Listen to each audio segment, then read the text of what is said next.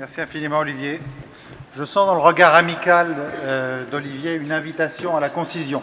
Donc je vais essayer d'être concis en respectant néanmoins l'essentiel du message que je voudrais porter avant d'introduire cette table ronde.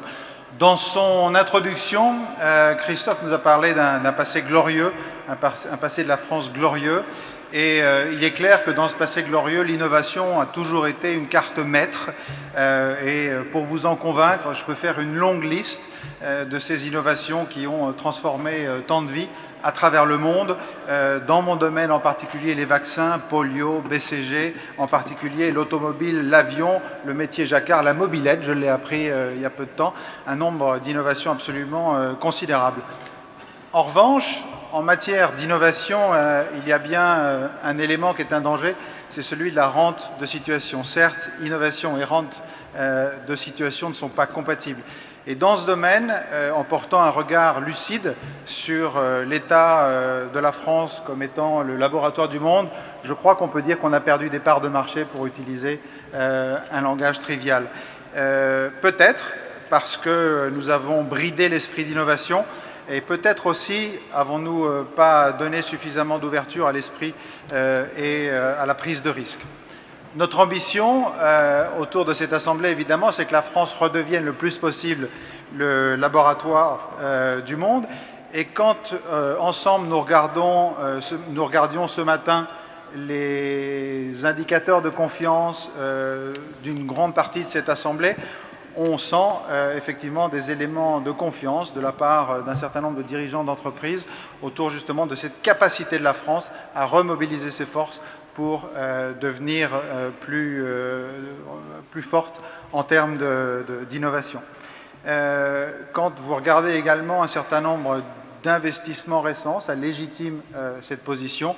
Et puis, ce n'est pas des moindres, on a aussi un président de la République qui axe une partie de sa communication, mais surtout de son action, notamment autour de l'innovation, surtout quand il déclare par exemple « Je veux faire de la France la championne de l'intelligence artificielle ». Il y a au moins une déclaration d'intention très forte.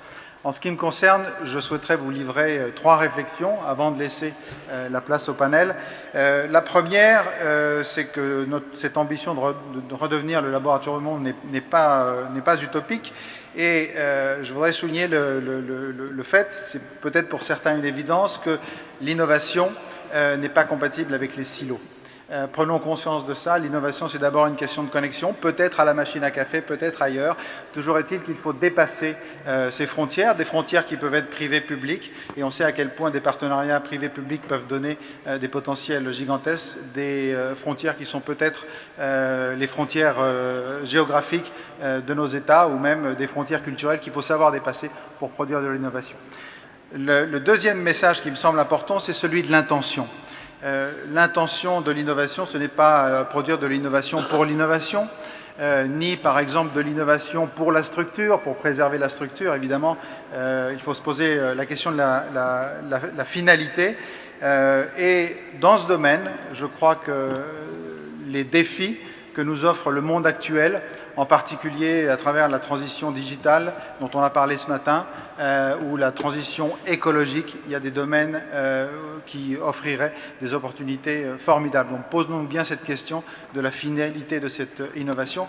Et je terminerai sur cette finalité pour dire, prenons garde également à faire en sorte que les innovations que nous pouvons produire dans des systèmes connectés puissent s'adresser au plus grand nombre. Il y a un devoir d'universalité lorsqu'on investit en recherche et développement pour produire de l'innovation, car il est évident que si cette innovation ne touche qu'un petit nombre de personnes, quelques happy few, qu'ils soient à Paris, à Saclay ou ailleurs, on manque quelque chose, et aujourd'hui notre pays a besoin justement de faire des promesses qui sont universelles et qui parlent à tout le monde.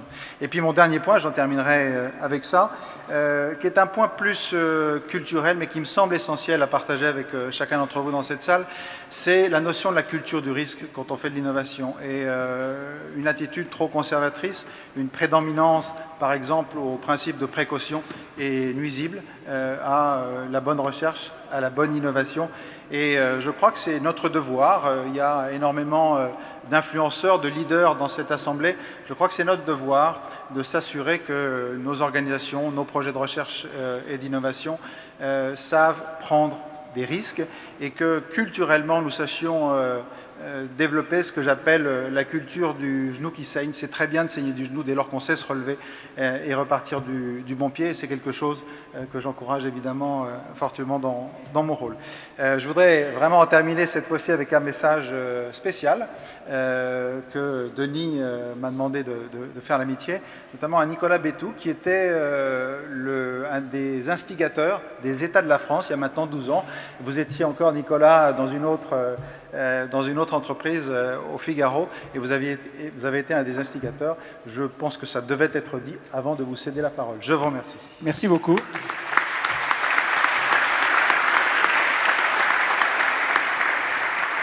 Merci beaucoup, Jean-François Brochard. Merci à Denis Hervudaki aussi, parce que c'est lui qui avait eu l'idée en réalité. Moi, je n'ai été que celui qui, le premier, effectivement, l'a accompagné. En tout cas, merci à tous, et je suis heureux de voir que sur un rythme duodécennal, cette manifestation prend une ampleur absolument considérable. Je vais accueillir Ram Gourneni, qui est le patron en France de TCS. Ram, if you want to go to the microphone. Ram va s'exprimer en anglais.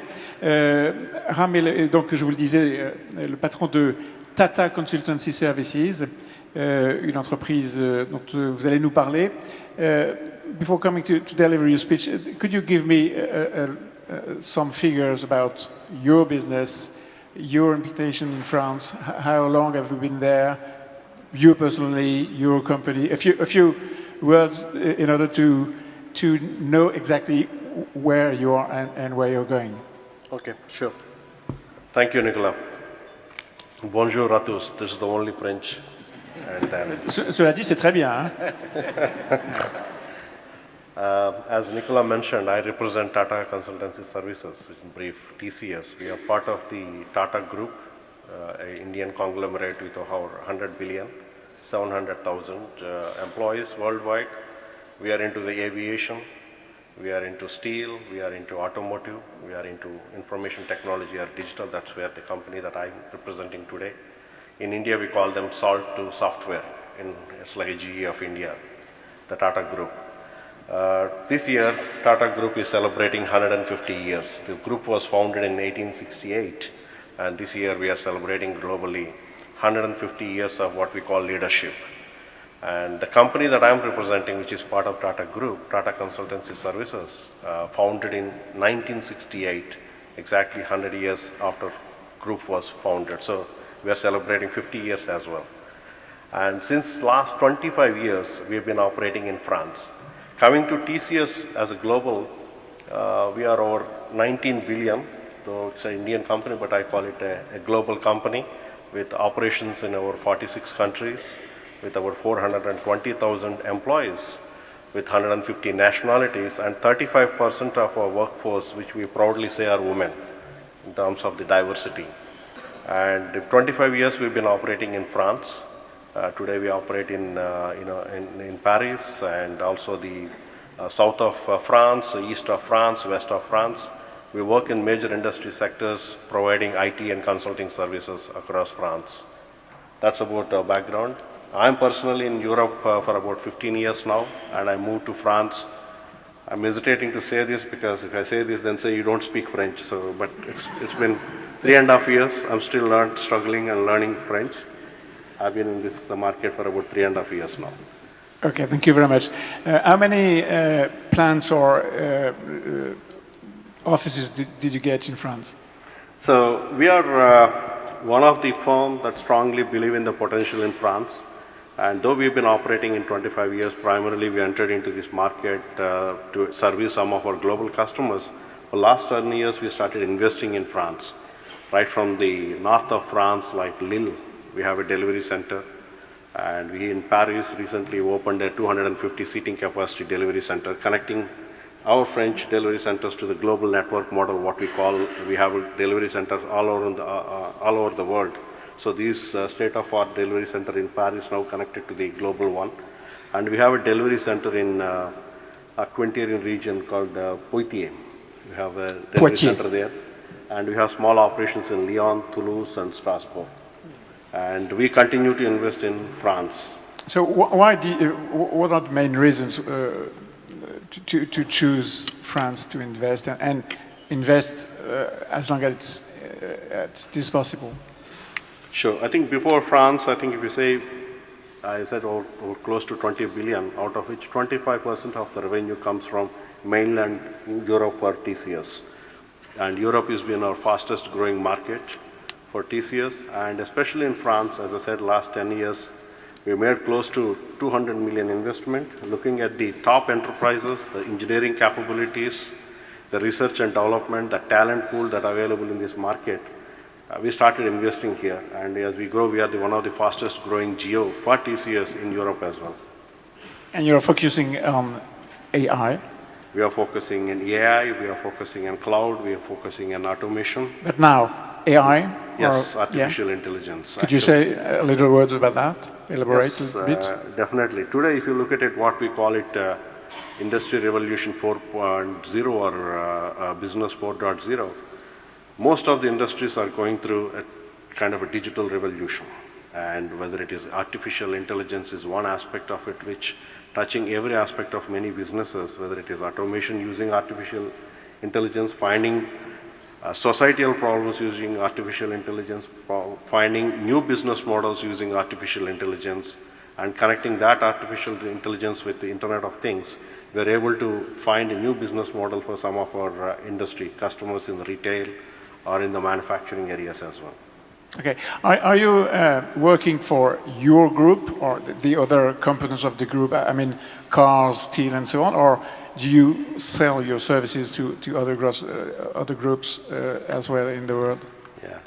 See, this is what everybody thinks that, Tata Group, the TCS is working with every Tata Group. No. Every company in the Tata Group is independent with the independent board of directors.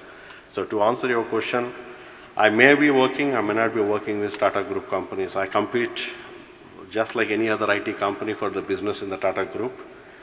We work with, for example, Tata Motors. We are a strong partner, and we work with Tata Steel in Europe as well as in APAC. So some group companies we work, but not everywhere. And especially what we would say that we are contributing to the group is also going through a kind of digital transformation. And that is where TCS is playing that role. For your information, the former CEO of TCS, Mr. N. Chandra, is now the chairman of Tata Group. So he is the one, under his leadership, the company has grown from $1 billion to where we are today. And he is taking the lessons learned and the assets we have built in TCS to the Tata Group. Okay, two last questions, if I may. First, is it or was it easy to convince your shareholder to invest in France, first? And second, what could you wish in your main dreams to make it easier to invest in France? Yes and no. It's, the markets like France or even Germany and Spain, it takes longer time. You need to have patience, you need to be consistent, you need to invest, you need to prove every point that you are committed to this market, and then build a relationship, trust in the market, which is not going to be easy.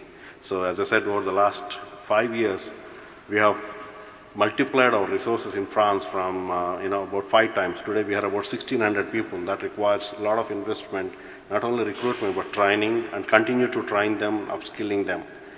And but the results are there. Today, last 3 years, if you look at it, we are actually able to give a double-digit growth consistently, and that actually able to convince our shareholders to invest more.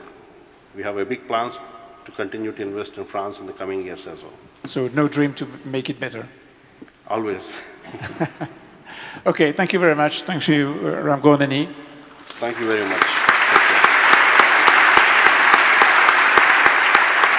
Merci beaucoup. On va parler de ce laboratoire du monde qu'est ou que pourrait être la France ou le devenir davantage encore avec quatre témoins. On va commencer avec vous, Jean-Claude Belfiore. Vous êtes le représentant de Huawei ici à cette tribune. Quelques mots sur Huawei en France. On va à chaque fois commencer par ça. Vous me donnerez quelques éléments qui permettent de savoir, entre guillemets, d'où vous parlez. Vous êtes le patron d'un des départements de recherche, d'un des laboratoires ici en France, beaucoup sur la 5G et aujourd'hui en train de basculer sur l'intelligence artificielle. Oui, alors en fait, jusqu'à, disons, l'été dernier, mon département travaillait sur la 5G, enfin sur la recherche en 5G. Il faut savoir qu'actuellement, en fait, le premier standard 5G est déjà sorti depuis un petit moment. On travaille sur la deuxième version.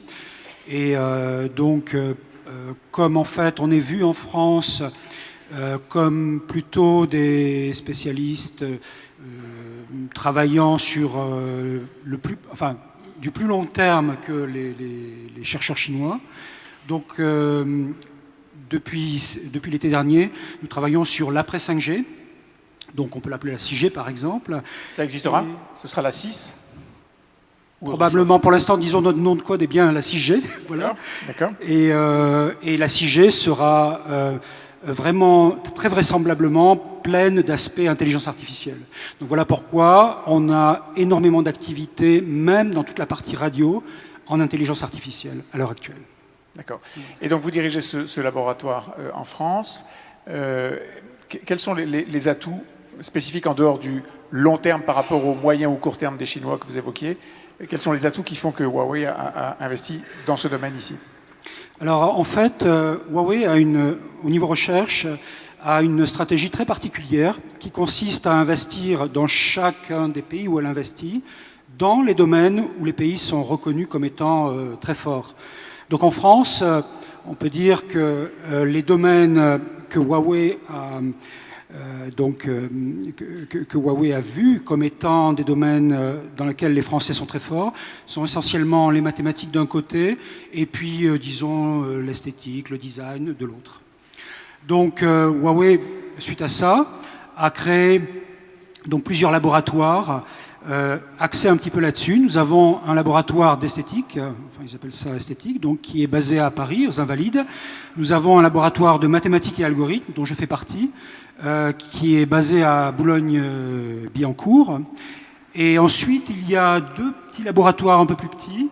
L'un, qui est à Sophia Antipolis, à côté de Nice, qui est basé un petit peu sur tout ce qui est chipset, et logiciels pour le traitement d'images, notamment pour ces appareils, pour ces smartphones par exemple. Et puis une équipe évidemment pour les standards, puisqu'en télécommunication sans fil par exemple, les standards sont vraiment très très importants pour pouvoir communiquer avec le matériel développé par les autres groupes. Donc les atouts qui ont fait choisir le groupe, c'est quoi en dehors de l'esthétique, comme vous dites, la mode française, le savoir-faire en matière de style et de design, plus les mathématiques. Il y a d'autres raisons. Là, on est, j'allais dire, dans des éléments en partie matériels. Il y a d'autres motifs qui font que Huawei est là?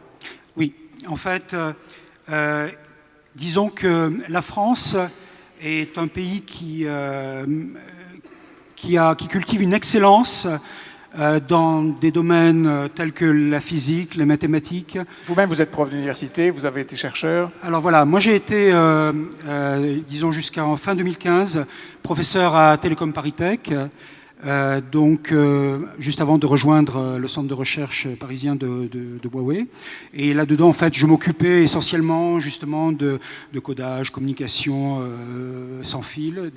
Et à l'époque, donc ils cherchaient quelqu'un pour diriger justement les aspects 5G. Et donc c'est pour cela que je suis arrivé chez Huawei. Et donc pour revenir aussi à ces filières d'excellence en physique et mathématiques, oui. juste une petite remarque. Et cela explique aussi pourquoi, disons, il y a quand même des ponts qui peuvent être établis entre deux domaines qui semblent très très théoriques et puis l'industrie. C'est que, par exemple, chez Huawei, nous avons établi récemment deux collaborations avec deux médaillés Fields. Donc l'un qui est professeur au Collège de France et l'autre qui est professeur à l'IHES. Et ces deux collaborations ont été signées et marchent assez bien, je dois dire. Et on espère justement développer des choses à partir de là. donc qui sont très pratiques. Voilà. Huawei, on le voit très bien, je veux dire, tous les jours dans l'actu, Huawei est dans une stratégie de développement mondial Oui. accélérée, agressive même sous certains aspects. Je suppose que la France n'est pas le seul endroit où Huawei a des implantations en matière de bien sûr. recherche, des laboratoires. C'est quoi? C'est du saupoudrage? Il faut s'implanter un peu partout pour être présent et faciliter l'expansion commerciale, ou c'est vraiment le choix d'être en France pour telle et telle raison? Disons que pour la France, c'était vraiment au départ justement les aspects, développer des centres de recherche dans les domaines où la France a des atouts. Alors maintenant, il y a une stratégie qui est en train d'être mise en place, où Huawei va faire ça aussi dans d'autres pays, d'ailleurs des pays qui sont plus petits que la France, en Europe essentiellement, mais aussi sur le continent américain. Nous avons un gros centre de recherche au Canada, par exemple. Donc l'idée, c'est de se rapprocher des universités, de se rapprocher des établissements de recherche publics.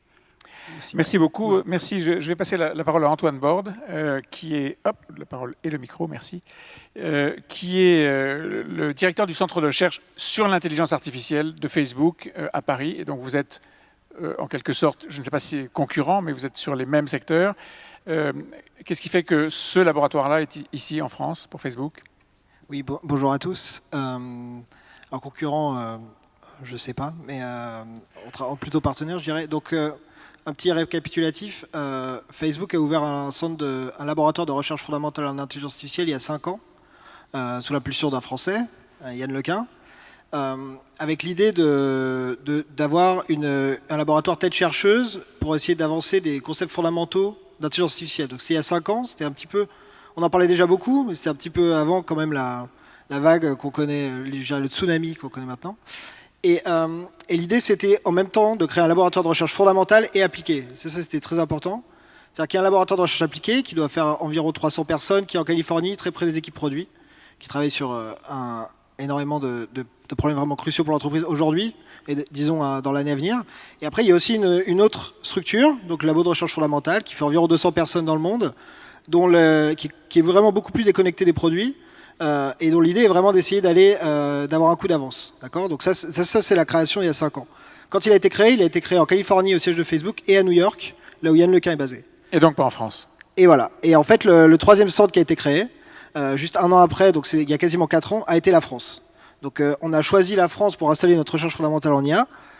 Il y a longtemps. C'était un peu à Paris. Vous avez parlé tout à l'heure de la question comment est-ce qu'on convainc. Oui. Ça m'a fait un peu sourire puisque effectivement, je me replace à l'époque, j'étais déjà à Facebook. Et à l'époque, effectivement, pour une entreprise comme Facebook, l'Europe, c'était Londres.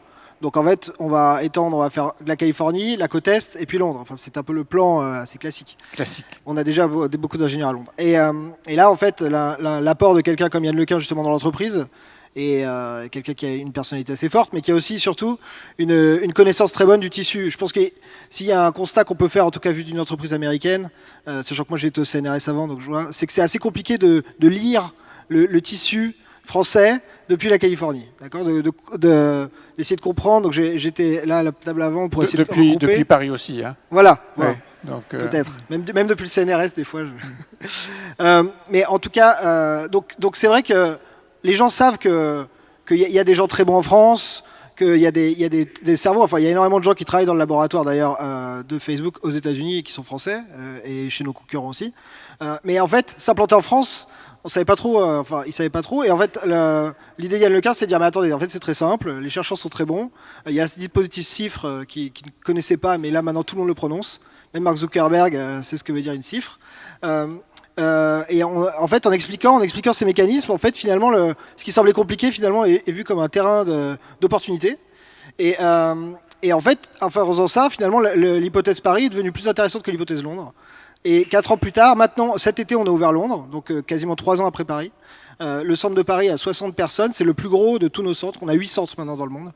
Celui de Paris est le plus gros, et en particulier le plus gros parce qu'on a une vingtaine de doctorants en CIFRE qui travaillent avec plus de 10 établissements en France et dont on est ravis. Et maintenant, quand on ouvre des nouveaux centres, on en a ouvert à Pittsburgh, à Seattle, à Montréal ou à Londres, on cherche ces partenariats universitaires.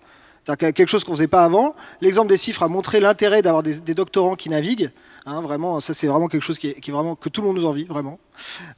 Et là maintenant, l'idée c'est de dire, ok, où est-ce qu'on peut s'installer ailleurs dans le monde où il y a des talents en IA, ça c'est le plus important, pour la recherche en IA, donc inventer les nouveaux algorithmes, mais pour lequel aussi il y a une université forte avec qui on peut s'associer. Et un accompagnement de l'État.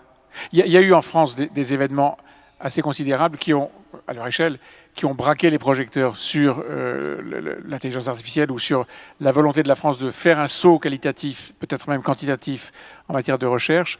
Je pense au sommet Tech for Good. Est-ce que ça vous a aidé? Est-ce que ça donne un relief particulier au marché français? Disons qu'on s'est installé finalement avant cette initiative. Donc en fait, quand on parlait de monter la candidature Paris pour le centre, finalement on n'avait pas cet élan encore. On l'a fait, c'est justement. Donc je pense que cet élan facilite. Peut-être que si on devait le faire maintenant, je pense que clairement c'est plus simple de lire l'élan et d'essayer de sortir la dynamique, puisqu'il y a une dynamique. Et d'ailleurs, il y a d'autres entreprises qui sont installées à la suite de ça, hein, des gens avec qui on travaille ou des gens qui travaillent sur le même secteur. Et donc ça c'est sûr. Après je pense que nous, ce qui nous intéresse maintenant, c'est que ces investissements Tech for Good, c'est déjà c'est une validation de ce choix. Donc de dire c'était un bon choix, et d'ailleurs regardez ça fonctionne en interne mais en externe, et aussi ça va favoriser, en tout cas c'est mon souhait, c'est notre souhait, l'écosystème de l'IA français, pas parisien mais français, parce que l'objectif d'avoir un écosystème fort, c'est que nous, notre laboratoire du coup sera plus fort, parce que les talents seront plus forts localement, les partenariats seront plus forts, on sera capable de garder, moi je pense que c'est très important de garder les talents, que ce soit dans le public, dans le privé, dans les deux, mélangés, je pense que c'est très important, et aussi, à mon avis, l'étape supplémentaire, c'est de faire venir les meilleurs talents de recherche en IA en France. Et ça, je pense que là, pour l'instant, on a essayé de garder ce qu'on a, on en a. Mais je pense qu'on pourrait aussi en faire venir. Et c'est l'exemple qu'on prend souvent, c'est le Canada, hein, Montréal, qui est quand même une ville qui, à la base, n'est pas forcément une des places fortes universitaires. Hein, McGill est une bonne université, l'université de Montréal, pas forcément une des tops du classement de Shanghai. Néanmoins, avec une impulsion des équipes de recherche et l'impulsion, finalement, d'investissement, maintenant, des étudiants de Stanford ou de Berkeley vont faire leur thèse à l'université de Montréal en IA. Et ça, je pense que c'est un retournement qui est assez intéressant à étudier. Merci beaucoup. Je passe la parole à Guillaume Alvarez. Vous êtes Senior Vice President de EMEA, Steelcase. Un mot sur l'entreprise. Alors l'entreprise a 105 années d'existence. Notre siège est dans le Michigan, aux États-Unis. Et notre spécialité, en fait, c'est de développer, de concevoir et de fabriquer des espaces de travail, des espaces d'innovation, des espaces d'enseignement. Et donc vous êtes en France? En France, depuis 1974, notre première implantation internationale en dehors des États-Unis. Je ne sais pas si c'est l'effet Giscard, mais en tout cas, c'est une très longue relation, puisque notre siège Europe, Moyen-Orient, Afrique est à Strasbourg.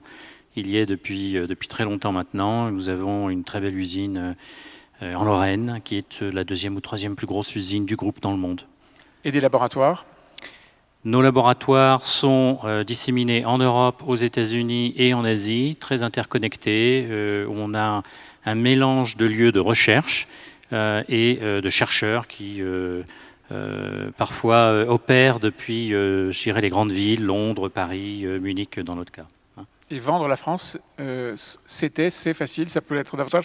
On verra tout à l'heure ce qu'il faut faire pour améliorer l'attractivité de la France, mais vendre la France, c'est facile pour le Michigan?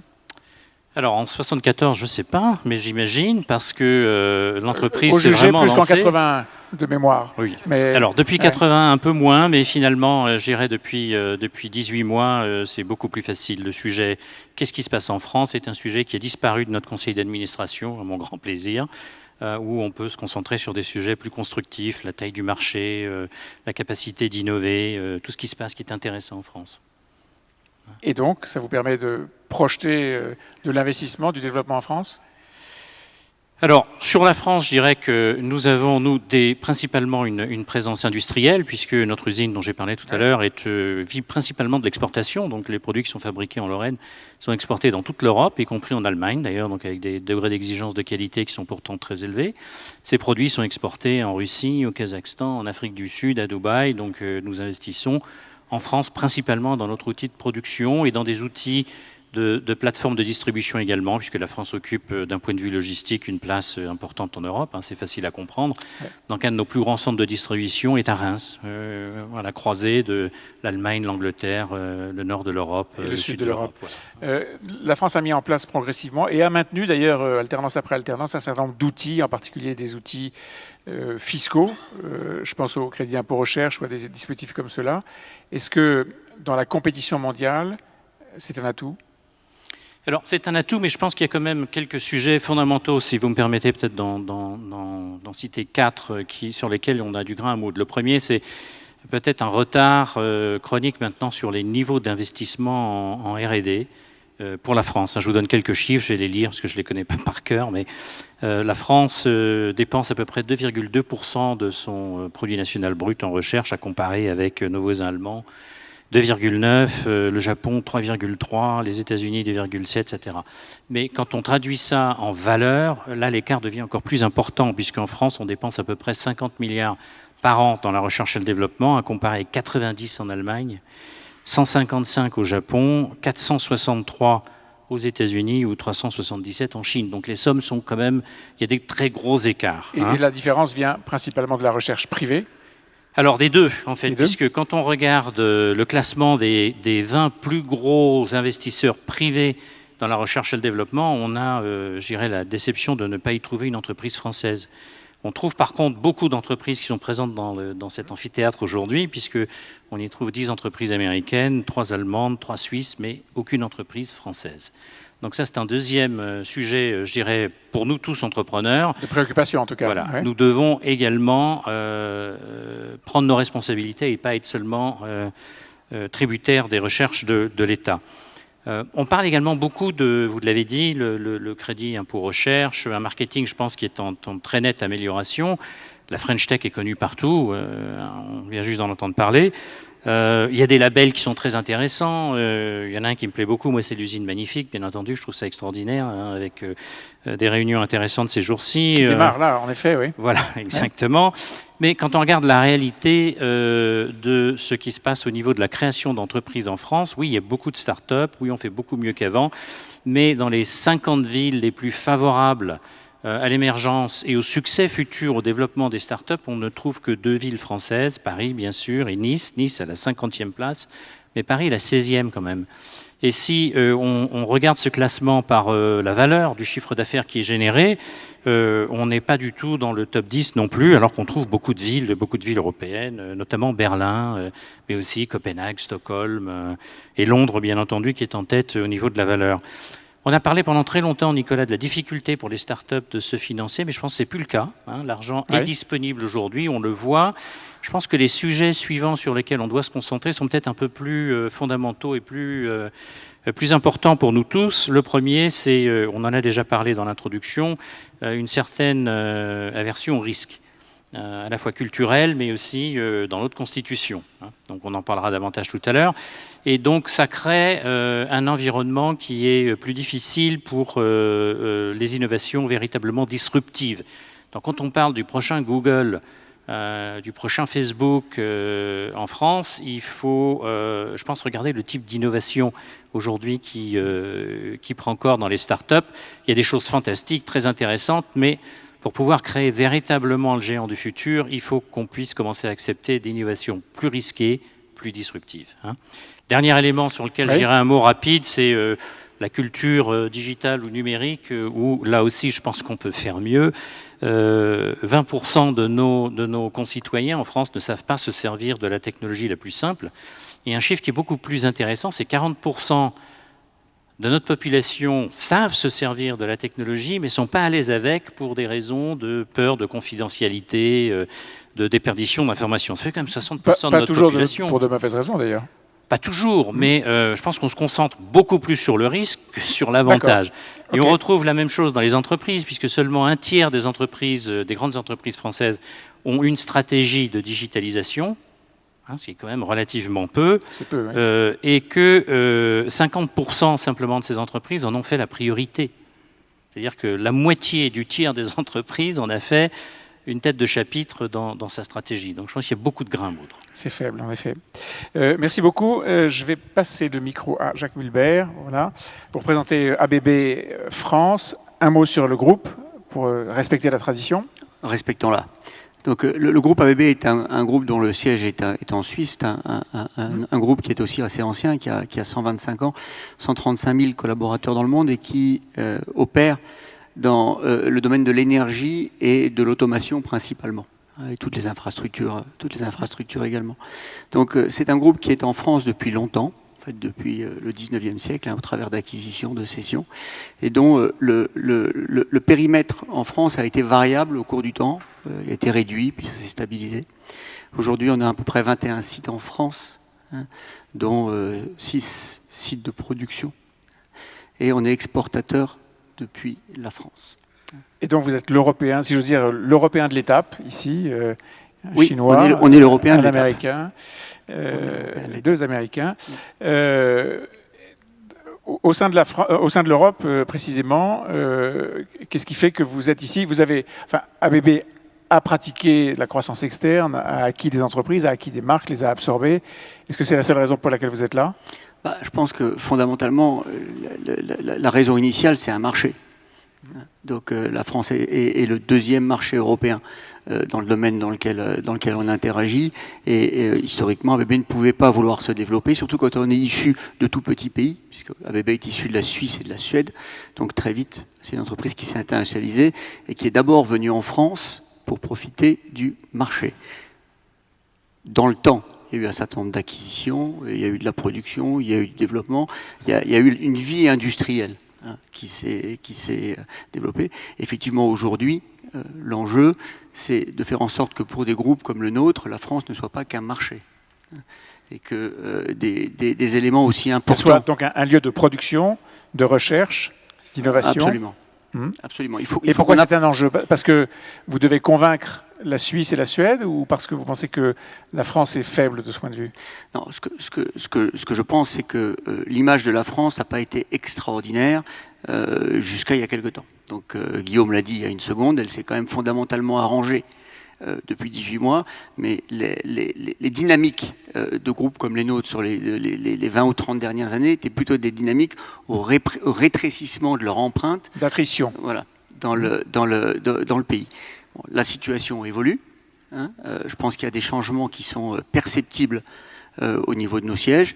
Et effectivement, notre boulot, nous, en tant que patrons d'entreprises étrangères en France, c'est effectivement de vendre le pays et ses savoir-faire à nos sièges pour qu'il y ait de l'investissement, pour qu'on se développe et pour qu'on développe également l'emploi dans le pays. Et donc c'est plus facile, dites-vous. On est mieux armé aujourd'hui qu'il y a 2 ans. Et qu'est-ce que vous mettez en avant?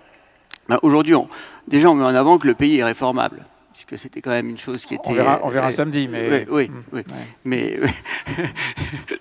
Donc, oui, on verra samedi sur l'évolution, mais on a déjà eu un certain nombre de réformes qui sont apparues. C'est vrai. On a parlé ce matin de l'image qui est projetée par notre président.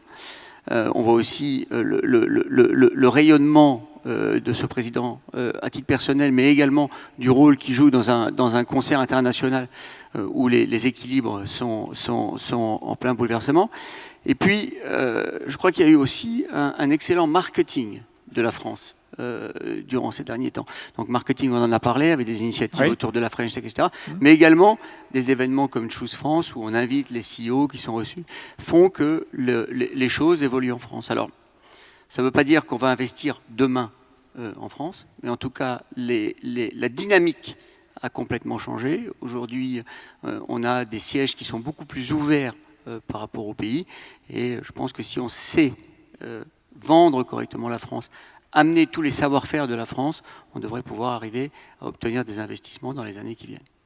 Un mot, quand on regarde votre portefeuille d'activité, on se rend compte que vous profitez, si j'ose dire, d'un des particularismes de la France. La France, dans les pays développés, dans les pays occidentaux en particulier, est probablement celui où les entreprises publiques ont la plus grosse empreinte, en particulier dans vos métiers, et vous travaillez beaucoup avec les entreprises publiques. Est-ce que vous en faites un atout de la France? On voit souvent ça comme, peut-être pas un inconvénient, mais pas forcément l'atout qu'on pourrait imaginer. Vous, c'en est un? Alors, ça a été un inconvénient terrible. historiquement, et c'est en train de devenir un atout. Mais vous avez travaillé avec eux. Et c'est en train de devenir un atout. En réalité, quand on regarde ces grandes entreprises d'État, donc moi je parle des secteurs que je connais, je ne peux pas généraliser. Transport et énergie surtout. Énergie. Donc les EDF, RTE, Enedis, SNCF, RATP, etc. Ah oui, tous publics. Oui. Donc c'est des énormes donneurs d'ordre, et c'est des gens qui étaient très structurés au plan de la recherche et le développement historiquement, et qui le sont restés. Structurés et fermés. Alors, ils étaient structurés et fermés, c'est-à-dire qu'ils voulaient tout maîtriser, et la raison pour laquelle je dis que c'était un repoussoir d'attractivité, c'est qu'ils ont érigé des standards qui étaient des standards extraordinairement particuliers. Et des entreprises comme les nôtres n'ont pas investi pour développer des solutions, des équipements, pour répondre aux standards qui étaient extrêmement spécifiques à un marché. Et donc, effectivement, ça n'a pas contribué historiquement au rapprochement de ce secteur-là avec des entreprises étrangères. Aujourd'hui, c'est en train d'évoluer fondamentalement. D'abord, parce que ça fait quelques années qu'ils cherchent à se raccrocher autant qu'ils le peuvent à des standards qui sont européens, et aussi parce que ça leur confère leur force en matière de R&D historique qu'ils ont conservé, leur confère un statut tout à fait particulier par rapport à leurs concurrents étrangers. C'est-à-dire qu'ils savent où ils veulent aller, et ils sont conscients aujourd'hui qu'ils ne peuvent pas ne pas s'ouvrir. Donc ils cherchent à développer des accords de partenariat de développement avec tout type d'entreprises, y compris des entreprises étrangères, pour progresser en gardant un certain niveau de maîtrise. Et on se retrouve un peu dans cette situation où on peut faire des choses, on peut développer des choses, on peut développer aussi du business, et on a affaire à des entreprises qui ont un niveau d'exigence qui est supérieur au niveau d'exigence de leurs confrères étrangers, et qui nous challengent et qui nous font progresser. Alors, un niveau d'exigence supérieur à leurs confrères. Parce que plus de maîtrise de la R&D. L'innovation, par exemple, si on prend des gens qui font de la transmission électrique, l'innovation vient principalement dans d'autres pays d'Europe des fournisseurs. Quand vous allez chez RTE ou quand vous allez chez Enedis, elle vient certainement des fournisseurs, mais en amont, ils ont beaucoup travaillé sur ce qu'ils voulaient, ils spécifient, ils veulent co-développer, ils veulent comprendre, etc. Donc il y a un niveau d'exigence qui monte. Et donc ça vous tire vers le haut, en tout cas ça nous tire vers le haut. Un autre exemple qui est intéressant, par exemple, c'est la SNCF. Je pense que la SNCF pâtit pas forcément d'une image qui est une image extraordinairement progressiste. La réalité des choses, c'est qu'ils ont créé un département, ou une entreprise, je ne sais pas comment il faut l'appeler, qui s'appelle SNCF Développement, et qui a pour vocation, et la tâche est lourde, d'introduire l'innovation à la SNCF. Et c'est une entreprise qui était extrêmement ouverte aux innovations des différentes entreprises, quelles que soient leurs origines, qu'elles soient étrangères ou qu'elles soient françaises. Et donc on arrive soit à tester des innovations en France, parce qu'ils prennent le temps de le faire, et c'est souvent compliqué quand on parle d'infrastructure, ou de développer des solutions avec nous. Donc, je donne un exemple, parce que c'est pour faire comprendre que c'est lourd. Par exemple, on est en train de faire une première mondiale avec la SNCF sur la régénération d'énergie, sur des systèmes lourds. Quand un train freine, il y a de l'énergie qui est perdue, donc soit on la dissipe, soit on la récupère et on la réinjecte sur le réseau. Globalement, si on le fait bien, ça peut permettre d'économiser 5 à 20% d'énergie. C'est très compliqué à tester, parce qu'il faut le tester live, il faut le faire de nuit, faire rouler les trains quand même, mettre les techniciens des deux entreprises en présence. On a réussi à le faire en France, à la SNCF, à Masséna, et on n'arrivait pas à le faire ailleurs. Donc il y a des choses qui historiquement, et ça c'est quand même assez amusant et paradoxal, qui historiquement étaient un peu des repoussoirs d'attractivité, qui aujourd'hui deviennent l'inverse. En tout cas, c'est paradoxal et contre-intuitif, comme on dit. Puisqu'on en est à ce qui a changé et ce que peut-être ce qui pourrait et ce qui devrait changer ensuite, c'est quoi votre shopping list pour les changements en France, pour faire plus et faire que votre entreprise soit plus présente en France? Je pense qu'on va pas forcément revenir sur ce qu'on a dit ce matin, sur la continuation des réformes, la compétitivité, etc. Après, je pense qu'il y a un élément qui n'a pas été évoqué ce matin, que j'ai évoqué en filigrane dans cette conversation, c'est les normes. Les normes? Oui. Et je pense que c'est quand même très important qu'on se mette au diapason européen. Alors, officiellement, on l'est. Pratiquement, il y a toujours des trucs qui sont un petit peu différents. Plus c'est différent, plus c'est compliqué, et plus ça nuit à l'attractivité. Les normes, ça ne peut pas se faire uniquement en France. Je veux dire, c'est un sujet qui, aujourd'hui, est de plus en plus traité au plan européen. C'est souvent traité au plan européen, et puis quand on arrive en France, on ajoute quelques petits trucs. Donc c'est ça qu'il faut combattre. Voilà, alors c'est beaucoup mieux qu'il y a quelques années. D'autres éléments sur lesquels vous souhaitez Des ruptures, des innovations, des changements de comportement? En France, oui. Moi je pense qu'il faut continuer, il faut souhaiter qu'on puisse continuer sur la trajectoire des 18 derniers mois. Qu'on puisse continuer à réformer le pays, continuer à ouvrir le pays, continuer à gagner en compétitivité. Hein, et puis après, ce sera à nous de faire notre boulot et de faire connaître tout ce qui se passe. Merci beaucoup. Merci. Guillaume Alvarez, il faut que ça continue comme ça. Et après, c'est à vous de faire le boulot. Il y a d'autres choses à changer pour que la France soit le labo ou l'un des principaux labos du monde. Oui, je crois que quand on est dans une logique de repli sur soi, de protectionnisme, faire mieux qu'avant, ça suffit. Mais on l'a beaucoup dit de manière très différente depuis ce matin. Quand on est dans une économie internationale, quand on est en compétition avec tout le monde, il faut faire mieux que les autres. Et c'est vraiment notre challenge collectif, nous les entrepreneurs, mais également vous tous dans la salle aujourd'hui. Donc je pense qu'il faut entamer une évolution de notre culture collective autour de quelques axes importants. Le premier, c'est cette peur du risque. On a parlé du principe de précaution, hein, qui est un principe qui n'a pas été inventé en France. C'est une philosophe allemand qui l'a émis pour la première fois dans les années 60. Mais il y a quand même une particularité française, c'est que nous l'avons inscrit sous le président Jacques Chirac dans la Constitution. Nous sommes les seuls. C'est-à-dire qu'on a fait évoluer un principe philosophique vers un principe juridique qui est de facto géré par l'État, c'est-à-dire la politique. Donc on mélange aujourd'hui la prudence et la prévention qui gère le risque avéré avec la précaution qui est le risque supposé. Donc si on continue sur cette lancée, qu'on continue à nourrir régulièrement ces psychoses sur des sujets où le risque n'est que supposé et non pas avéré, on va continuer à brider l'innovation. J'en ai parlé tout à l'heure, mais on peut imaginer, il y a des choses magnifiques écrites derrière nous ici, on peut imaginer comment les grandes inventions du 19e et du début du 20e siècle auraient été gérées sous le filtre du risque supposé. Le deuxième, c'est que je pense qu'il faut qu'on développe une acceptation collective de l'échec individuel et de l'échec de l'entreprise. Tout ne peut pas être parfait. Le design thinking, par exemple, qui est maintenant connu, qui est une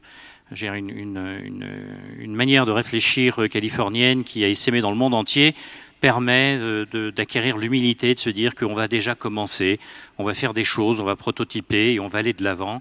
On ne va pas forcément essayer de faire parfait du premier coup. Il faut également engager un reskilling de notre force de travail. Et là, je dirais que je pense que nous, les entrepreneurs, nous avons un rôle beaucoup plus important à jouer que ce que beaucoup sont prêts à accepter. On a entendu tout à l'heure un grand nombre d'exemples de programmes de formation d'entreprise. C'est formidable, c'est très bien, il faut qu'on le fasse. Plutôt que de nous battre sur des délais de développement dans l'enseignement public qui sont trop longs, travaillons ensemble, mais travaillons également sur le reskilling de nos forces de travail, principalement autour de l'intelligence artificielle, la digitalisation, le numérique, mais aussi les sciences sociales. Car plus la technologie avance dans notre économie, plus le poids de l'humain devient très important. Donc je pense qu'il est vraiment important de ramener, encore une fois je suis très heureux de voir que derrière les sciences humaines sont avant les autres, parce que je pense que le poids de l'humain est vraiment très très très important. Et je terminerai en touchant un mot des normes, Jacques en a déjà parlé, mais dans le pays des 11 000 articles du Code de travail, nous avons également les 400 000 normes. Alors ça paraît un peu invraisemblable, 400 000 normes, ça va de la qualité de l'air dans les centres aérés, Nicolas, ce que je trouve passionnant, au nombre d'œufs durs que les enfants peuvent manger dans les écoles, par mois, par tranche d'âge, c'est etc. bien de limiter ça quand même, non? Oui, je suis pas sûr. Je suis pas sûr. Voilà. Je pense qu'on peut faire beaucoup mieux et passer peut-être davantage à ce qu'on appelle la norme volontaire, c'est-à-dire la norme d'industrie, la norme de spécialistes, qui est basée sur le bien commun plus que sur des normes d'État. Il y a beaucoup de travail qui a déjà été fait. Moi, j'ai trouvé, lors de la préparation de notre discussion aujourd'hui, un document excellent qui a été préparé par la Société des ingénieurs et des scientifiques de France, l'IESF, qui s'appelle « Pour une application raisonnée du principe de précaution ». Donc je crois qu'on n'a pas besoin de faire beaucoup de nouveaux travail. Il y a des réflexions excellentes qui existent. On a besoin de s'en servir simplement et de les mettre en œuvre. Merci beaucoup Antoine Borde, vous partagez ce point de vue. Oui.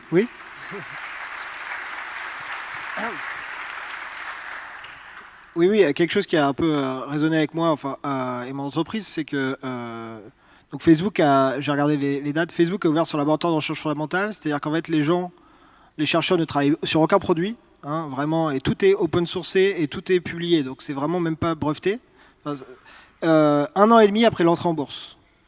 D'accord. Donc en fait ça a été ouvert fin 2013, en fait l'entrée en bourse c'était mi-2012, donc c'était quand même à une époque où l'entreprise était quand même beaucoup. Il y avait, moi quand je suis arrivé, donc il y avait 4000 employés à Facebook, donc finalement on parle ça m'a fait penser quand on pensait entreprise centenaire, etc.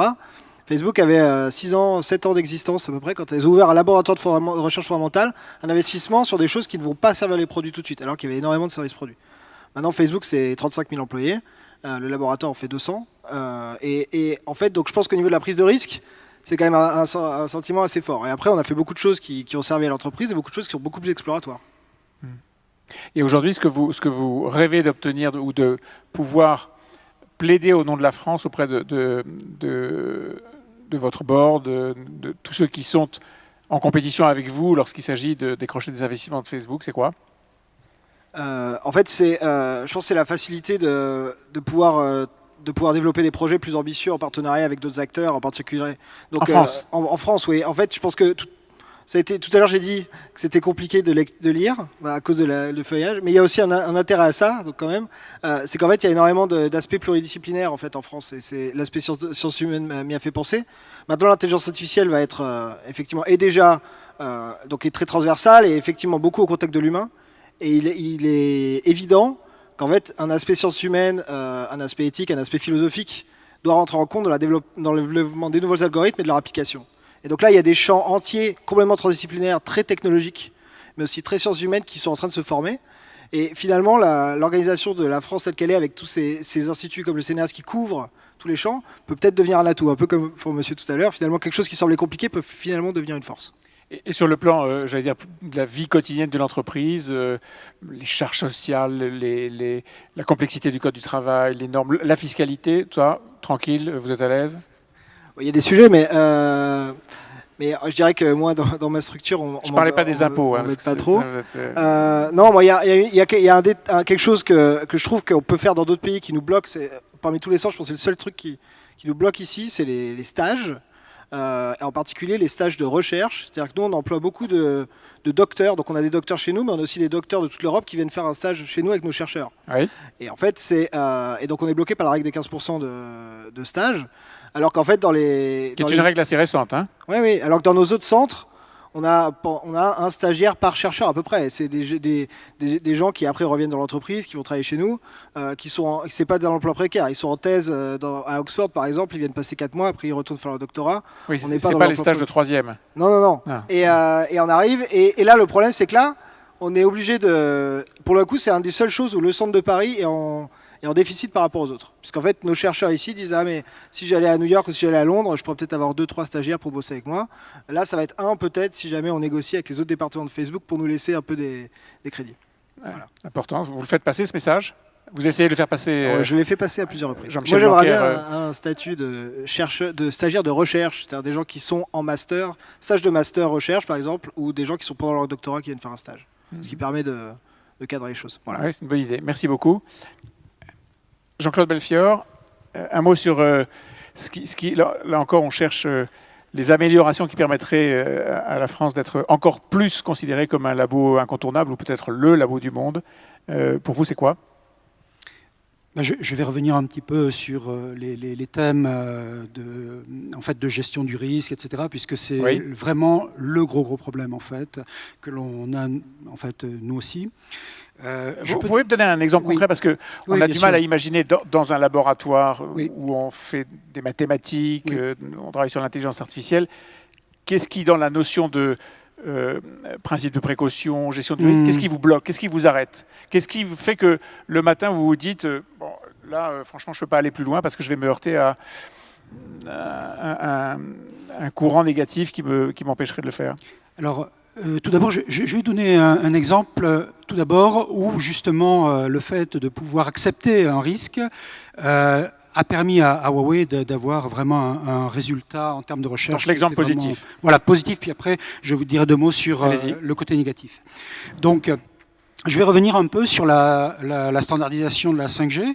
Ce qui se passait, c'était qu'il faut voir que la 5G, quand elle a été standardisée, enfin la première version en tout cas, présentée par rapport aux dernières versions de la 4G, uniquement une grosse différence qui était dans le domaine, alors je ne veux pas trop rentrer dans la technique, mais qui était dans le domaine en fait ce qu'on appelle le codage correcteur d'erreur. Ce qui se passait, c'était qu'en termes de propriété industrielle, quasiment toutes les familles de codage correcteur d'erreur étaient verrouillées par d'autres compagnies, essentiellement Qualcomm. Et donc Huawei, s'il voulait vraiment tirer son épingle du jeu dans ce jeu de la standardisation, devait faire autrement. Il s'avère que quelques années auparavant, il y a eu une nouvelle famille de code correcteur d'erreur qui a été... En fait, il y a eu un chercheur en Turquie qui a publié un papier sur cette nouvelle famille, mais c'est resté purement théorique. Huawei a décidé de prendre cette chose-là et d'essayer de l'amener sur le domaine pratique, ce qui était vraiment un risque assez important. Oui. Il y a eu beaucoup d'équipes de Huawei qui ont participé à ce travail-là, dont la mienne, justement, à l'époque. Et on a réussi, grâce à ça, à faire passer cette nouvelle famille de codes dans la standardisation. Huawei a eu enfin une reconnaissance internationale quant à ses possibilités de recherche. Et ça a été quelque chose même, bon, on n'en a peut-être pas trop entendu parler en France, mais en Chine, en tout cas, ça fait énormément d'éclat. Donc voilà, ça c'est le côté positif. Oui, positif. Donc maintenant, le côté négatif, je veux dire par exemple que même à l'intérieur de nos équipes, il y a des gens qui ont cet aspect, essayer d'éviter... C'est l'état d'esprit. Cet état d'esprit, voilà, c'est ça. Ouais. Et donc, quelquefois, il faut vraiment les pousser et y retourner plusieurs fois pour leur faire accepter d'aller plus loin que simplement essayer de prendre un petit peu ce qui traîne dans la littérature et essayer d'adapter ça à nos problématiques, vous voyez. Donc, même au sein de nos équipes en France, on a cet état d'esprit qui peut... Enfin, pas chez tout le monde, évidemment, mais chez et ça, c'est français. Bah, en tout cas, quand vous parlez avec vos collègues patrons d'autres laboratoires, vous ne le ressentez pas comme ça? Non. Voilà. Un autre élément qu'il faudrait améliorer? Disons qu'il faudrait encourager cet esprit d'innovation, cette gestion de risque, en amenant aussi une sorte de droit à l'expérimentation. En fait, pouvoir vraiment se planter, quoi. Enfin, avoir ce droit-là. Et à l'heure actuelle, moi je trouve que ce n'est pas quelque chose qui est vraiment... C'est pas naturel? Non, ce n'est pas naturel. Là non plus, ce n'est pas dans les états d'esprit, c'est ça? Non, ce n'est pas dans les états d'esprit, non, exactement. Voilà. Merci beaucoup, je crois qu'on peut vous applaudir pour tous ces témoignages.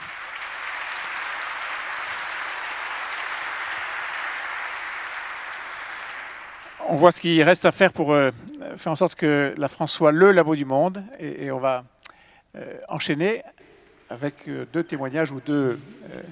Absolument, que tu vas animer, mon cher Nicolas. Merci à tous les quatre. Merci beaucoup. Les entreprises viennent donc de s'exprimer. Leurs aspirations ne peuvent devenir réalistes que dans le cadre d'un écosystème qui soit adapté et évidemment coordonné avec l'enseignement supérieur et la recherche publique. Qui de mieux pour en parler, avec l'aide de Nicolas Béthou, qu'Antoine Petit, le PDG du CNRS, et Jean Chambas, le président de Sorbonne Université, que j'accueille. Merci.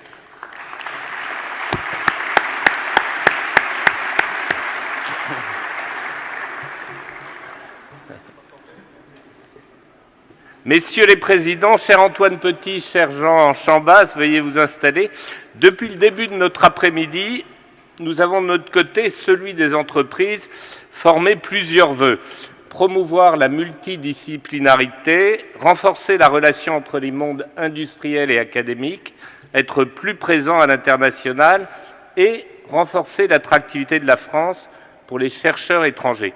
Si dans les positions qui sont les vôtres, vous demeuriez sourds à ces attentes, il ne s'agirait que de vœux pieux. Or, dans vos fonctions respectives, vous n'avez tous les deux cessé d'œuvrer dans ces directions. On va donc vous inviter à en apporter le témoignage, mais avant ça, je crois savoir, cher Antoine Petit, que vous souhaitiez saluer, ils sont dans la salle, les 4 lauréats du prix Chercheur Entrepreneur, qui illustre aussi parfaitement un autre souhait que nous avons formé, celui de donner la possibilité aux chercheurs d'être plus intimement associés à la vie de l'entreprise et, lorsqu'ils ont l'esprit d'entreprise, d'engager à partir de leurs recherches une démarche entrepreneuriale. Merci beaucoup, Antoine Petit. Si vous prenez, voilà, très bien. C'est donc à vous qu'il revient de faire l'honneur de faire applaudir un certain nombre de gens qui sont dans la salle. On vous écoute. L'honneur est pour moi, d'ailleurs, merci de cette invitation. Oui, donc effectivement, ça fait quand même plusieurs années que les mentalités ont changé. J'avoue pas m'être reconnu dans tout ce que j'ai entendu depuis le début de l'après-midi. Je pense qu'il y a un certain nombre d'éléments qu'on a peut-être oublié de dire, avec des bonnes nouvelles et des moins bonnes. La bonne nouvelle, c'est que la recherche française, elle reste une des meilleures au monde. Elle est une des meilleures au monde depuis un certain nombre d'années. Ça, c'est la bonne nouvelle. Et il ne faut pas l'oublier. La moins bonne nouvelle, c'est que sa part va diminuer dans les années à venir. Sa part va diminuer dans les années à venir parce que c'est la question des fractions. C'est que même si le numérateur augmente, mais si le dénominateur augmente plus vite, la part diminue. Et aujourd'hui, on voit quand même qu'il y a un certain nombre de pays, en particulier des pays asiatiques, qui investissent de plus en plus, et que donc forcément la part française va quantitativement diminuer, il faut en être conscient. Je crois que ce qui est autre élément qui est important, c'est qui n'a pas été mentionné, c'est qu'on est dans une concurrence qui est de plus en plus internationale. On a parlé de l'intelligence artificielle tout à l'heure. On est dans une concurrence pour garder et attirer les talents. Et que j'ai coutume de dire que si je prends une métaphore sportive, vous pouvez ambitionner de gagner la Champions League, vous pouvez dire je vais continuer à payer les gens au SMIC, mais vous ne pouvez pas faire les deux. Et donc la vraie question, ou une des vraies questions qui se pose aujourd'hui dans la recherche française, c'est comment on fait pour garder et attirer les talents. Et ça passe par plusieurs aspects. Ça passe par un aspect rémunération personnelle, mais surtout ça passe aussi par une capacité à fournir des environnements scientifiques de qualité. Et l'environnement scientifique, il est tel, on parlait du Canada tout à l'heure, il faut savoir qu'au Canada, ils attirent des jeunes chercheurs du monde entier, en leur donnant des petits bonus individuels qui ne sont pas négligeables, mais aussi en leur disant, voilà, moi je te donne de quoi recruter 2 doctorants et un postdoc, un ingénieur, et tout de suite vous allez avoir une capacité à monter une petite équipe de recherche.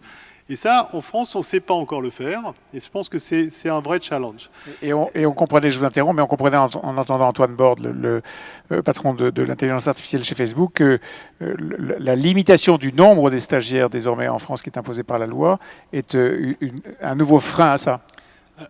Alors c'est un frein absurde, ça c'est clair. Après il faut rappeler Facebook, moi, avant d'être au CNRS, que j'ai rejoint il y a une dizaine de mois, j'étais à l'INRIA et Facebook on avait beaucoup travaillé avec Facebook à l'époque, et si Facebook a fait le choix de la France, grâce à Yann Lequin, comme Antoine Borde l'a rappelé, oui. C'est pas juste parce qu'il y a des Français qui aimaient bien la France, c'est parce qu'ils considéraient qu'il y avait des talents en France qui étaient exceptionnels, et que c'était là-dessus qu'il fallait s'appuyer, et d'une certaine façon, on voit que Huawei, Facebook, d'autres ont fait le choix de la France parce qu'il y a cette qualité. Ce qu'on ne sait peut-être pas assez faire en France, et qu'il faut, je pense, poursuivre, c'est comment on fait pour augmenter ces interactions entre le milieu académique et le milieu industriel. Les choses ont vraiment changé en termes de mentalité. Je vous donner juste un exemple. Moi, je viens de créer au CNRS une direction générale déléguée à l'innovation. Donc au CNRS, il y avait une direction générale déléguée à la science, comme vous pouvez l'imaginer. Il y avait une direction générale déléguée aux ressources. Et je viens de créer une direction générale déléguée à l'innovation. Non pas que ce soit notre rôle de faire de l'innovation, je pense que ce n'est pas le rôle des organismes de recherche, parce que par contre, c'est très certainement notre rôle de les aider. Je pense que créer ça il y a 20 ans, ça n'aurait pas été possible. Donc c'est juste illustrer le fait qu'il y a un vrai changement des mentalités. Et pour revenir à votre question initiale que je n'ai pas oubliée, je pense qu'effectivement, parmi les capacités à innover, il y a cette notion de chercheur-entrepreneur. Tous les chercheurs ne sont pas faits pour être entrepreneurs. Je pense que parfois, c'est mieux que les chercheurs restent dans un rôle de conseiller scientifique et aident d'autres chercheurs à créer des boîtes. Mais il y en a malgré tout un certain nombre qui ont cette double compétence qui n'est pas complètement garantie. Et c'est vrai qu'on a voulu, il y a quelques années, les célébrer. Et je suis très content, ils sont dans la salle quelque part. Il faudra les présenter tout à l'heure. Mais je pense qu'effectivement, on peut leur rendre hommage. Vous voulez qu'on fasse ça tout de suite ? Je ne suis pas sûr d'être capable de... Non, je ne suis pas sûr. Ou alors, il faut que quelqu'un me rappelle... Mais peut-être qu'ils peuvent se lever, voilà, je pense s'ils sont dans la salle. Ils sont cachés. Ils sont timides, alors en tout cas, je ne sais pas si... Le chercheur est souvent timide. Oui, mais le chercheur entrepreneur, il a intérêt à se bouger un peu. Oui, il devrait. Non, ben voilà. Bon, ben, on vous félicite alors. Voilà, c'est ça, on les félicite quand même. Hein.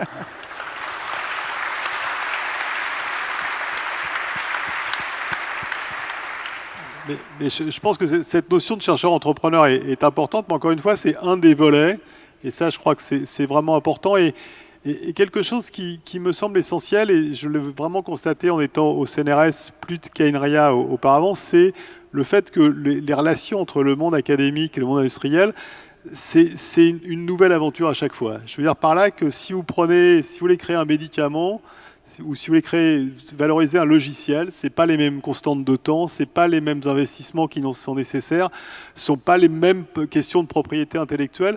Et peut-être qu'en France, on a tendance parfois à vouloir avoir des mécanismes qui sont un peu trop uniformes. On aime bien et répétitifs. Et je pense qu'il faut qu'on soit capable d'avoir cette diversité. Et encore une fois, travailler avec les grands groupes, travailler avec les PME, travailler avec les chercheurs entrepreneurs, travailler avec les startups, ça fait partie du vrai challenge. Et moi, j'ai régulièrement, depuis que j'ai pris mes fonctions, l'occasion de m'exprimer devant des auditoires d'industriels. Je pense vraiment que, je vais être un peu provocateur, parce que sinon, je trouve que les académiques français ont évolué. Quand je dis les académiques français, juste, je ne l'ai pas dit, mais 30% des chercheurs que nous recrutons chaque année sont non français. On a 90 nationalités présentes au CNRS et c'est pareil dans à peu près l'ensemble de PSC. Donc on reste un pays attractif. Je trouve que les mentalités de la recherche française a beaucoup évolué. Je trouve que parfois la mentalité des industriels français n'a pas suivi cette même évolution. Ah oui. Et moi, je leur dis toujours, la recherche académique, c'est peut-être pas celle, c'est certainement pas celle que vous avez connue quand vous étiez petit et étudiant. Donc venez nous voir et vous serez surpris. Et même si on travaille très bien avec un certain nombre d'industriels français, on travaille presque parfois encore mieux avec les industriels étrangers, ce qui est par certains côtés sympathique, mais au bout d'un moment, ça a quand même ses limites. Le contribuable qui nous paye est le contribuable français. Et donc le fait qu'on travaille aussi avec les entreprises françaises me semblerait positif. Donc il y a des contre-exemples. Hein. Notre plus gros partenaire, par exemple, au CNRS, c'est Total.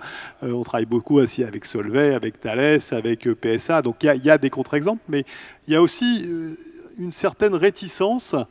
Et j'avoue que la table ronde précédente m'a un peu perturbé, si je peux me permettre. Allez-y, bien sûr. Oui. J'ai eu l'impression qu'on était revenu au XXe siècle avec cette notion de savoir qui étaient les plus beaux, à savoir les universités ou les écoles d'ingénieurs ou les organismes de recherche. C'est un combat qui, de mon point de vue, est totalement dépassé. La vraie question, c'est comment on fait pour être présent au niveau international. Oui, mais si on le prend du côté émulation, c'est peut-être pas inutile, si. Ah, mais qu'il y ait une bonne émulation, oui, mais pas une émulation franco-française. D'accord. Ne nous trompons pas de combat. C'est-à-dire que je pense qu'aujourd'hui, la vraie question sur le plateau de Saclay, ça ne va pas être de savoir si New Uni ParisTech est meilleur que Paris-Saclay. Nous, CNRS, on travaille aussi bien avec l'un avec l'autre. C'est comment on va faire pour avoir deux centres qui seront peut-être à côté, mais Stanford et Berkeley sont pas loin, MIT et Harvard sont pas très loin, mais qui ont comme ambition d'exister au niveau international.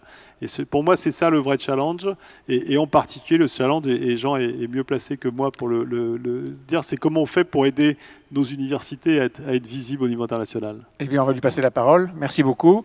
Jean Chambas, vous êtes le président de la Sorbonne. Vous êtes le président de la Sorbonne, vous êtes donc celui qui connaît par cœur ces inscriptions qui sont dans notre dos, dans votre dos, et qui ont été célébrées tout à l'heure par M. Alvarez. Alors, je ne vous les demande pas, parce que... Mon âge fait que ma mémoire déjà défaillante ne me permet pas de les mémoriser, et d'autre part, je ne regarde pas derrière moi. En tant que président d'université de recherche, je regarde devant. Eh oui, comme les enseignants qui regardent la salle. Très bien, merci beaucoup. Alors, ceci dit, ma réaction à la conversation qui vient d'avoir lieu, c'est un formidable défi pour les universités. J'aurais tendance à dire que notre projet, c'est l'université magnifique. Vous avez dit que le paysage français était peu lisible. On s'y complaît. On s'y complaît en regardant les nuances. Il n'y a pas un paysage académique dans n'importe quel pays du monde qui soit simple quand on le regarde en détail. En fait, la règle, la norme, si on peut parler de norme pour une fois, au niveau international, c'est les grandes universités de recherche. C'est ce que nous avons commencé à construire et l'initiative d'excellence qui avait été initiée il y a une quinzaine d'années et qui était poursuivie à travers les différents gouvernements va dans ce sens. Nous avons créé au début de cette année Sorbonne Université par la réunion précisément d'une université de sciences, de médecine et d'ingénierie et d'université de sciences humaines pour reconstituer une université multidisciplinaire de tous les savoirs parce que, comme ça a été dit très bien, la contribution de tous les savoirs est nécessaire pour adapter la société, pour adapter les citoyens aux changements qui s'avèrent. On a besoin de comprendre les clés du comportement, on a besoin de sociologie, autant que génétique, autant que d'algorithmes. Donc ça, je crois que c'est la première chose. La deuxième, oui, ça a été dit, l'investissement en recherche et développement en France est insuffisant, essentiellement dans sa composante privée, et je dirais qu'au lieu de s'en plaindre, ou là encore de le constater, à nous, de donner davantage envie aux entreprises d'investir et d'investir dans le seul partenariat qui marche à ce niveau aujourd'hui, qui est le partenariat public-privé. On fait déjà beaucoup. Et là, effectivement, il ne faut pas rester dans une vision du XXe siècle. On fait beaucoup avec les entreprises en termes de formation continue, en termes de recherche, en termes d'innovation. On peut faire encore beaucoup plus. Quand vous dites, pardon, je vous interromps, quand on fait beaucoup... on a 3 labos communs avec Thales, avec Pierre Fabre, avec Nokia. On a une dizaine de chaires. On a su faire une chaire sur la pollution associant Renault et Peugeot et PSA. On a fait des chaires sur la technologie quantique avec Atos et la Société Générale, enfin, et beaucoup d'autres. Donc on a ce type d'activité. On a bien sûr les CIFRE. Nous participons avec des grappes d'entreprises dans 3 communautés de l'innovation et de la connaissance, donc de l'Institut européen de la technologie, en santé, en Internet du futur, en climat. On travaille très étroitement avec les pôles de compétitivité, notamment Cap Digital. Il y a vraiment une perméabilité pas suffisante, mais déjà importante, entre l'université et les entreprises. 2 points ou 3 points supplémentaires. Oui. On a parlé des blocages, et ces blocages sont extrêmement importants et intéressants. La culture du risque, la culture de l'échec, l'entrepreneuriat. Je discutais il y a quelques semaines avec Jean-Louis Chameau et une de ses impressions les plus fortes sur le système d'appui qui est très avantageux pour le démarrage des startups en France, c'est qu'on faisait quand même un petit peu d'assistance à réanimation artificielle. C'est-à-dire qu'on a toute une série de dispositifs qui maintiennent des startups en survie, petitement, alors qu'à l'évidence, elles ne vont pas être capables de faire le scaling. Tout simplement parce qu'on n'a pas cette culture qui est dans beaucoup d'autres pays, qu'on échoue une fois, et alors on recommence, on échoue une deuxième fois, et alors on recommence, on échoue une troisième fois, et peut-être qu'on va réussir. C'est lié beaucoup à la formation dès l'école primaire. Mais nous, université, à nous, sur la culture de l'échec, sur la culture du risque, sur l'entrepreneuriat, de booster nos étudiants dès la première année et d'en faire une partie intégrante de nos formations. Et comment le faire, si ce n'est en partenariat avec les entreprises? Donc on a 2 manières. On a nos diplômés, on a à Sorbonne Université 350 000 alumni. Ça, c'est la chance des universités par rapport aux grandes écoles. Et qui se vivent comme ça? Pas tous, évidemment, pas encore. Ben, dans 10 ans, dans 20 ans, on construit, mais on en a 30 000 qui sont vivants et on a un jeu avec nos entreprises partenaires. On a des ambassadeurs, des diplômés de Sorbonne Université qui sont ambassadeurs de l'université dans l'entreprise et qui sont ambassadeurs de l'entreprise à l'université. C'est eux qui viennent sur les job fairs, c'est eux qui prennent en stage. Et donc, oui, alors là... adressez-vous à moi, adressez-vous à mes équipes pour qu'on envoie encore plus d'étudiants en master de toutes nos disciplines, y compris les philosophes, les historiens, les linguistes, dans les entreprises en stage de master. On ne demande que ça. Parce qu'ils vont s'ouvrir l'esprit, ils vont apporter à l'entreprise. Vous allez comprendre ce que beaucoup d'entreprises comprennent aujourd'hui, c'est que pour se renforcer, pour être plus créatifs, pour prendre plus de risques dans leurs activités, il ne faut pas simplement prendre la filière de l'école avec laquelle on a l'habitude de travailler, mais il faut prendre des gens de formation beaucoup plus variés. Donc on y a totalement intérêt. Le deuxième aspect, c'est que nous sommes des intégrateurs d'innovation. On a un rôle unique à jouer qui n'est pas assez mis en valeur par les politiques publiques aujourd'hui ou par les entreprises. Nous sommes en responsabilité, les universités de recherche de très haut niveau en partenariat évidemment avec les EPST, mais nous sommes consubstantiels. Mon université n'existerait pas au plan de la recherche sans la contribution du CNRS, de l'INSERM et des autres EPST.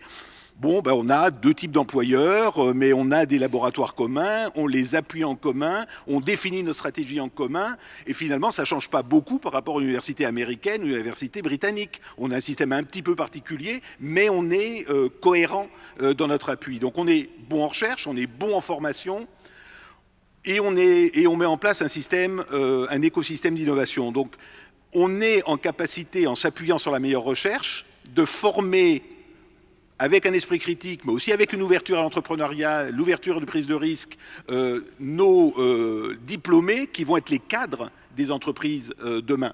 Donc là, je crois que c'est extrêmement important. Et quand on voit l'effort qui a été fait dans le programme d'investissement d'avenir ces 15 dernières années, avec toute une série d'instruments qui ont été créés, alors on a glosé, parce qu'en France, on aime se flageller, et il y avait des SAT, et il y avait ci, et il y avait des... etc. Mais finalement, pour ce qui nous concerne, nous, en partenariat avec le CNRS et 2-3 autres partenaires, on a constitué toute notre chaîne d'innovation. Nous avons bien sûr notre service interne à l'université pour les contrats industriels.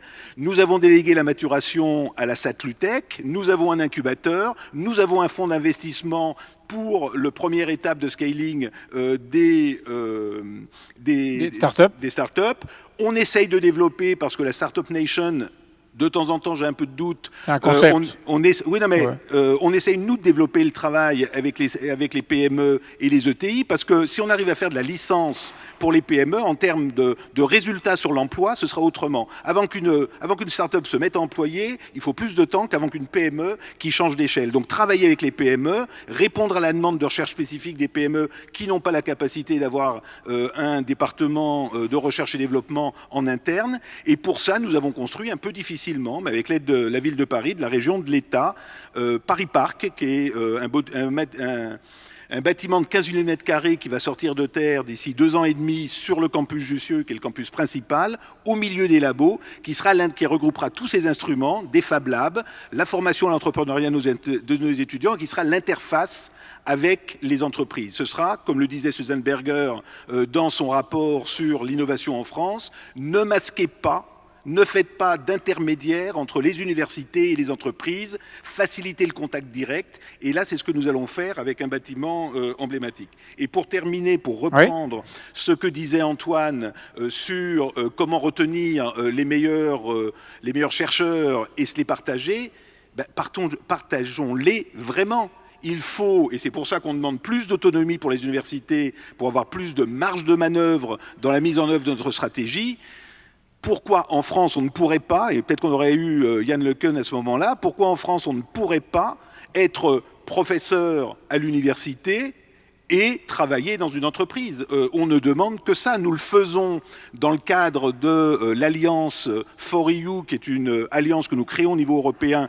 On l'a initiée avant les universités européennes, mais on va bien sûr s'inscrire. Cette alliance s'appelle 4EU. Alors 4EU, et c'est 4 universités, Sorbonne, Heidelberg, Charles à Prague, et l'Université de Varsovie, là encore pour faire du twinning et du teaming entre l'Europe centrale et l'Europe occidentale, et pour créer un espace de libre circulation d'étudiants, de chercheurs, de staff entre nos universités. On n'a aucune raison. Aujourd'hui, la loi nous permet de le faire avec les entreprises. Moi, avoir un professeur qui fait moitié de son service à l'université et moitié de son activité dans l'entreprise, il sera beaucoup mieux payé que ce qu'on peut les payer à l'université. Il sera intéressé par rester dans le meilleur environnement scientifique qui est le nôtre, avec une masse critique de recherche exceptionnelle, et il développera ses activités dans l'entreprise. Donc ces modèles-là, on peut les développer, et le seul message, c'est prenez mon 06, je suis à votre disposition. Quel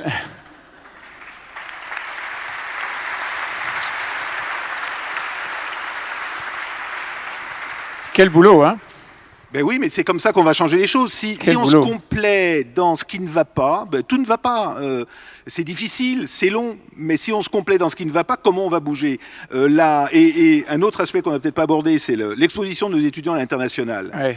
Moi, je ne suis pas dans la doxa, je ne devrais pas le dire aujourd'hui après les déclarations du Premier ministre, qui étaient tout à fait importantes pour attirer plus d'étudiants internationaux en France. Mais moi, l'internationalisation, c'est d'abord exporter nos étudiants à l'extérieur, leur faire voir le monde tel qu'il est, le monde tel qu'il vit, qu'ils sortent de la morosité hexagonale dans laquelle on se complaît. Alors, et c'est ça notre rôle, c'est voir la bouteille à moitié pleine. Jean-Baptiste, sur ce point quand même, parce que ce discours-là, dans cet amphi, il passe très bien. Dans l'université aussi. Chez les étudiants? Oui, et chez les enseignants-chercheurs, complètement. Oui, à part un petit nom, mais c'est pas pour tout le monde. Notre rôle n'est pas de forcer les gens à le faire, mais de faciliter. On avait une discussion ce matin dans un autre lieu organisé par l'AEF sur le pilotage de l'innovation. Oui. Ça ne se décrète pas l'innovation de rupture, encore moins que l'innovation tout court. Il faut que ça soit facilité. Donc nous sommes des facilitateurs. Les gens qui ont envie de s'y inscrire, les étudiants qui ont envie d'être entrepreneurs, il faut les aider à le devenir. Les chercheurs qui veulent être entrepreneurs, c'est magnifique, il faut qu'ils le soient. Ceux qui ne s'en sentent pas la fibre, il faut simplement que nous ayons la responsabilité qu'à chaque fois que leur recherche aboutit sur un potentiel d'innovation, ce soit transféré pour que ce soit utilisé par l'économie, par la société. On va peut-être pas vous demander de donner votre 06, comme vous dites, mais peut-être à la fin, vous me direz comment est-ce que tous ceux qui sont là et qui ont envie de jouer ce jeu pourront vous contacter ou vos services. Antoine Petit, un mot sur ce triptyque que Jean Chambaz évoquait à l'instant. Culture du risque, culture de l'échec, culture de l'entrepreneuriat. Ça aussi, c'est quelque chose que vous essayez d'implanter au CNRS ? Alors, il y a plusieurs éléments. Dans la culture du risque, je veux dire que les chercheurs... c'est intrinsèque. C'est intrinsèque. C'est-à-dire, le chercheur, il va voir des territoires qui sont inconnus et son métier, c'est pour ça qu'il est chercheur, c'est d'aller d'aller prendre des risques. Après, la culture de l'échec, ça, je crois qu'on est tous d'accord là-dessus. C'est un vrai sujet. C'est comment on fait pour faire en sorte que, comme ça a été dit, un échec, c'est pas une marque d'infamie. C'est juste que vous avez appris. Et ça, je crois qu'en particulier sur les startups, ça a déjà été dit, c'est quelque chose d'absolument essentiel. Pour vous donner quelques chiffres quand même, donc le CNRS, avec l'ensemble de ses partenaires universitaires, crée de l'ordre de 80 à 100 startups par an, ce qui est tout à fait conséquent. Mais malheureusement, ces starts, elles sont pas très souvent up. Bon, et le troisième élément qui est l'entrepreneuriat, c'est pas celui qu'on associe le plus volontiers au CNRS. On se trompe. Non, d'un autre côté, il faut pas se tromper, c'est pas notre métier de base. Mais par contre, encore une fois, le fait qu'on crée 80 à 100 startups par an montre bien qu'il y a un certain nombre de chercheurs qui sont prêts à faire ça. Et d'autre part, moi, il me semble qu'il y a une population, si on regarde les pays qui sont très innovants, il y a une population qui sont les gens qui créent les startups. Ce sont pas les chercheurs permanents, ce sont les doctorants qui viennent de finir leur thèse. Par exemple, ceux qui sont dans un garage et qui décident de créer une grande entreprise, ce sont des post-docs. Et je pense que c'est plutôt sur toute cette population de chercheurs non permanents qu'il faut faire porter un effort particulier et que les chercheurs permanents, bien sûr, quelques-uns auront envie de créer des boîtes, mais je pense qu'il est plus logique de les imaginer dans un rôle de conseil scientifique que de créateurs, parce que, encore une fois, c'est pas tout à fait les mêmes qualités. Parfois, vous avez des gens qui ont les deux. Et je pense que dans les 30 000, il faut savoir qu'il y a à peu près 30 000 doctorants dans l'ensemble des laboratoires qu'on a en commun entre le CNRS et les universités. Je pense que leur dire que être entrepreneur fait partie de leur possible, ça, je crois que c'est un problème culturel et que c'est important si on veut que notre pays soit effectivement une start-up nation. Merci beaucoup. Alors